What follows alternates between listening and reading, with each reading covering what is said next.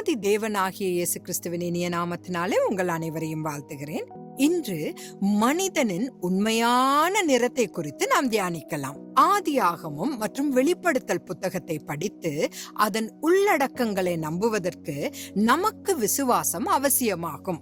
6 நாட்களில் கர்த்தர் உலகை சிருஷ்டித்த போது நாம் இருக்கவில்லை. அப்போஸ்தலனாகிய யோவான் மூலம் தேவன் வெளிப்படுத்திய கண்ணுக்கு தெரியாத ஆவிக்குரிய உலகத்தை பற்றி கூறிய போதும் கூட நாம் இருக்கவில்லை.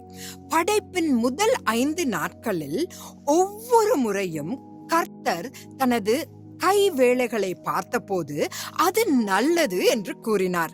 ஆனால் 6வது நாளில் மனிதனை உருவாக்கிய பிறகு இது மிகவும் நல்லது என்று கூறினார்.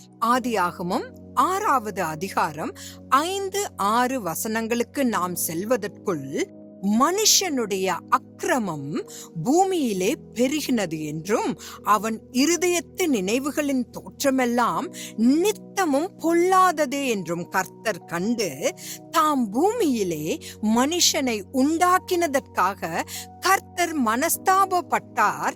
அது அவர் இருதயத்திற்கு விசனமாயிருந்தது என்று எழுதப்பட்டிருக்கிறது.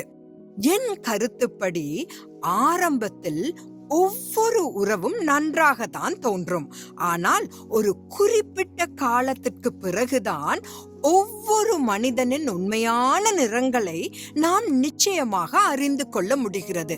பரிசுத்த ஆவியானவரே அந்த பகுத்தறிவை நம் ஒவ்வொருவருக்கும் தருவாராக. ஆமேன்.